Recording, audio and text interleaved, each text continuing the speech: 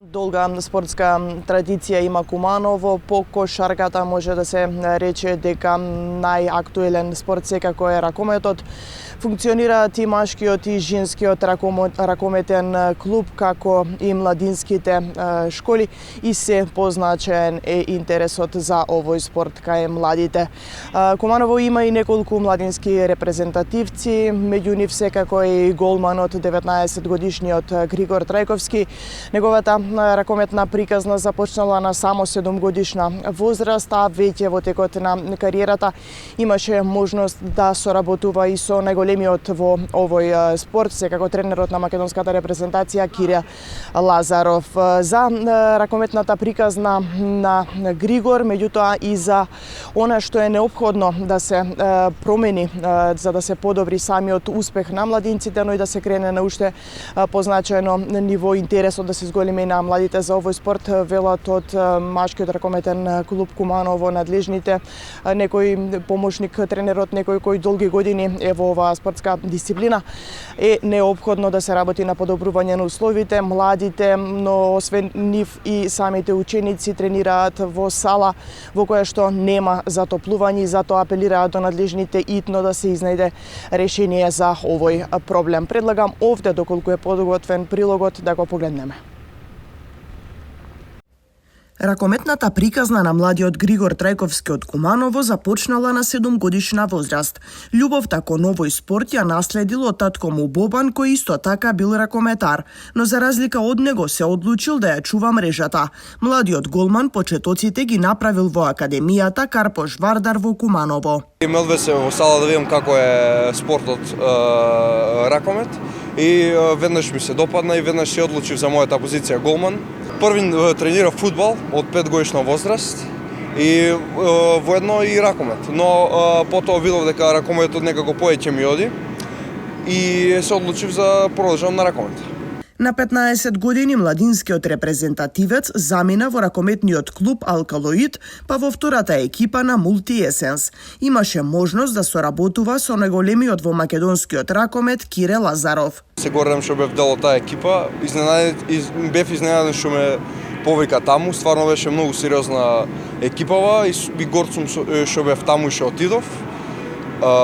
Соработката беше предобра, имаше многу искусни и добри играчи, професионалци на високо ниво кај по Европа сегде. И многу ми беше чест што имав можност да соработувам со нив и да играм исто така и да тренирам. Лани на 18 години одлучи да се врати во својот роден град и да ги брани боите на МРК Куманово. Супер е, навистина е фантастично чувство, посебно да се игра во голема сала со стварно врвни навивачи. Имаме големи амбиции, поготово сега што голем број на клубови во Суперлигата ги изгубија своите играчи, а ние го задржуваме скоро целиот кадар. Така да имаме големи амбиции, добро се припремаме, имаме нов тренер. Во иднина голманот Трајковски се гледа во најдобрите 4 клубови во Македонија, но и во некоја од посилните лиги надвор од државата. Освен ракометот, во моментов студира и на економскиот факултет, но вели љубовта кон овој спорт засега е посилна. Низ годините неговиот пат го следеше тренерот Јовановски. Почнал во неговата академија. Од неа, вели, излегоа двајцата денес најдобри во Куманово, Григор и Давид. Млади спортисти има интерес кај децата, но условите во салата мора да се подобруваат. Екипата на МРК Куманово, но и младите од 8 години нагоре тренираат во сала во која нема затоплување. У тоа време Куманово немаше никаква основа, ракометниот клуб зборувам Куманово, основа за работа со млади. Ние продолживме со Карпош Вардар и имавме многу големи успеси во Лигата на Вардар, во кои Григор и Давид и Марио беа едни од најдобрите играчи во тоа време. Значи, единствено Марио, кој се определи за школа, отиде у Словенија да студира, останаа Григор и Давид.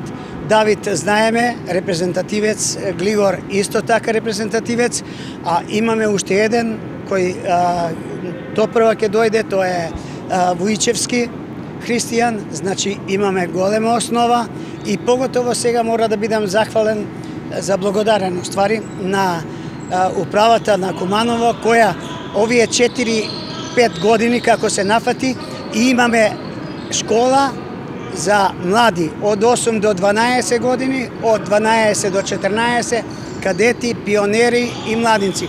И сите тие екипи што се такмичиме, сме едни од најдобрите во Македонија меѓу првите 5. Успехот е тука, се работи, но условите мора да бидат подобрени. Затоа апелот до надлежните е да изнајдат начин и да се надмине проблемот со затоплување на салата.